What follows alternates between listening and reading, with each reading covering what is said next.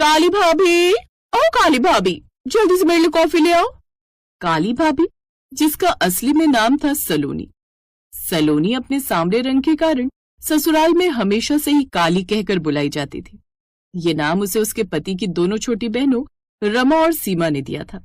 रमा और सीमा शहर की चकाचौंध में पली बढ़ी थी। वे खुद को मॉडल समझती थी और अक्सर अपनी सुंदरता का बखान करती रहती थी। अरे देखो ना, ये साड़ी काली भाभी पर कितनी फीकी लग रही है। ये गहरा रंग हम जैसी सुंदर और गोरी लड़कियों के लिए बना हुआ होता है, न कि आप जैसी काली के लिए।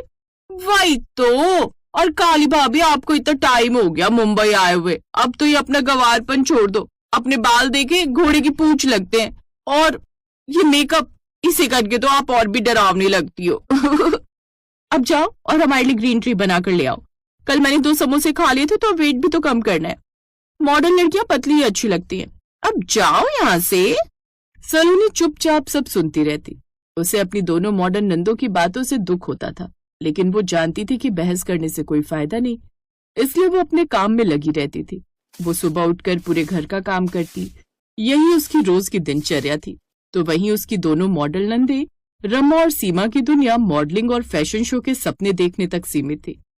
वे अक्सर अपनी तस्वीरें खिंचाती, उन्हें सोशल मीडिया पर पोस्ट करती और फिर लाइक और कमेंट्स का इंतजार करती। उन्हें लगता था कि सुंदरता ही सब कुछ है।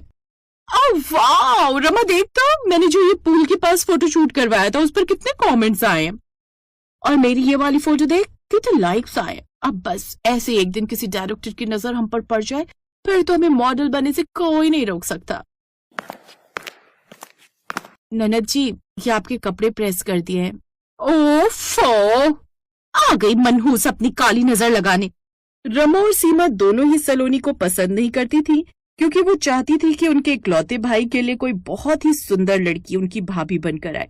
लेकिन उनकी माँ ने बचपन में ही अपने बेटे की शादी अपनी सहेली की बेटी सलोनी से तय कर दी थी। राहुल को भी सलोनी बचपन से ही पसंद थी। एक दिन, रामा, मैंने मूवी की टिकट्स बुक कर ली है, तो तैयार हो जा, थोड़ी देर में मॉल चलते हैं। बेटी, अगर तुम दोनों जा ही रही हो तो अपनी भाभी को भी ले जाओ, बेचारी का मन बहल जाएगा। वैसे भी राहुल के पास तो अभी ऑफिस का काम ही इतना है कि वो इसे कहीं बाहर नहीं ले जा सकता। मम्मा यार, कुछ भी मत बोलो। तुम्हें पता है ना, इस काली भाभी को अपने साथ ले जाकर हमें अपनी इंसल्ट नहीं करवानी। मेरी सभी फ्रेंड्स की भाभी कितनी सुंदर और मॉडर्न है, और एक ये कल्लू बहन जी। तभी रमा की सहेली पूजा उन्हें पिक करने आ जाती है। रमा, सीमा, कहाँ यार, जल्दी करो, मूवी का टाइम निकल जाएगा। तभी पूजा की नजर काली सलोनी पर जाती है, जिसे देख वो कहती है, ए भाई, जाओ जाकर एक गिलास पानी ले आओ, कब से गला सूख रहा है। तमीज से बात करो, वो इस घर की बहू है। छोड़ ना यार पूजा, मम्मी का तो रोज का है। वो तो अभी भी उन्हें साउथ अफ्रीकन मिली है, कहीं ऐश्वर्या राय मिल जाती तब न जाने क्या ही करती इसके लिए। ऐसा कहकर वो सब फिल्म देखने चली जाती हैं। सलोनी को उन सब की बातों से दिल दुख जाता है, लेकिन साथ ही अपनी सास का साथ पाकर वो खुश भी थी। बहू, कल हम सबको गांव जाना है, तुम्हें अपनी कुलदेवी के दर्शन करवाने। रमा और सीमा, तुम दोनों भी तैयारी कर लो। मैंने मन्नत की थी कि राहुल की शादी हो जाएगी तो हम सब साथ में कुलदेवी के दर्शन के लिए जाएंगे।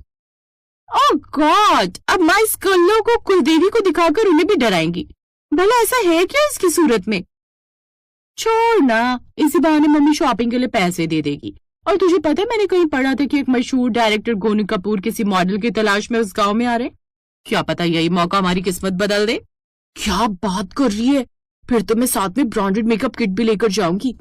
अब राहुल अपनी गाड़ी से उन सबको लेकर गांव चला जाता है, जहां पहले वो कुलदेवी के दर्शन करते हैं और अगले दिन गांव में एक बड़ा मेला लगा होता है जहां वो सभी जाते हैं। उसी मेले में शहर से कुछ बड़े लोग भी आए थे, जो गांव की संस्कृति और कला पर एक डॉक्यूमेंट्री बनाना चाहते थे, जिसके लिए वो एक मॉडल ढूंढ रहे थे। इस बात की जानकारी जैसे ही उन दोनों बहनों को लगी, वो झट से तैयार होकर वहां पहुंच गई। ये हमारे मॉडलिंग करियर के लिए बड़ा मौका है। नो, हम कुछ ऐसे चेहरे की तलाश में जिस पर गांव की रंगत हो और आंखों में मेहनत की चमक हो, जो अपने पहनावे में सहज और देवी लगे। सर प्लीज एक चांस और दे दीजिए ना। नो। तभी उस डायरेक्टर की नजर सलोनी पर पड़ी, जो सिंपल सी साड़ी में सांवले रंग के साथ एक किनारे खड़ी थी। निर्देशक ने तुरंत सलोनी को बुलाया। क्या आप कुछ देर के लिए उस तरफ आएंगी? हम आपकी कुछ तस्वीरें लेना चाहते हैं। पहले तो सलोनी थोड़ा हिचकिचाई, लेकिन फिर राहुल और उसकी सास ने उसे हौसला दिया। जैसे ही सलोनी कैमरे के सामने आई, निर्देशक और उनकी टीम दंग रह गई। उसके चेहरे पर कोई बनावटीपन नहीं था। उसकी सादगी और सांवला रंग कैमरे में अद्भुत लग रहा था। वाह, आप में एक अलग ही आकर्षण है जिसकी तलाश में मैं कब से था। आपकी सुंदरता बाहर ही नहीं बल्कि आपके भीतर से आती है। जैसे मैं देख पा रहा हूँ, हमें अपने अगले प्रोजेक्ट के लिए ऐसी ही मॉडल की जरूरत थी, एक सांवली लेकिन तीखी नैन नक्श वाली लड़की की। क्या मैं और मॉडल? ये सुनकर उसकी सास बड़ी खुश हुई। उसने झट से सलोनी की तरफ से हाँ कर दी। हाँ, अब मेरी बहू मॉडल बनेगी और अब उसे कोई काली कहकर नहीं चिढ़ाएगा। ये सब सुनकर रमा और सीमा चिढ़ जाती हैं।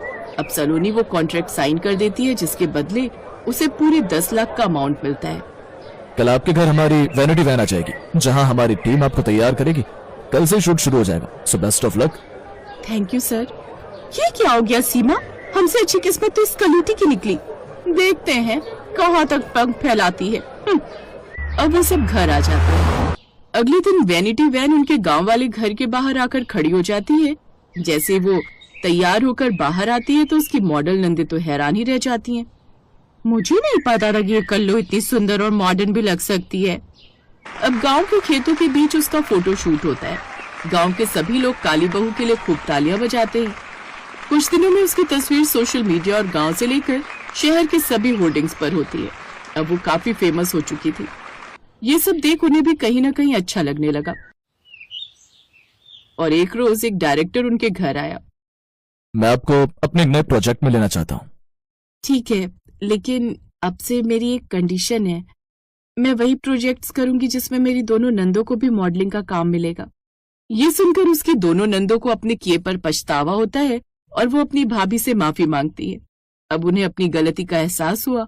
उन्होंने देखा कि असली सुंदरता केवल गोरे रंग या मॉडर्न कपड़ों में नहीं होती, बल्कि सादगी, मेहनत और आंतरिक शक्ति में होती है।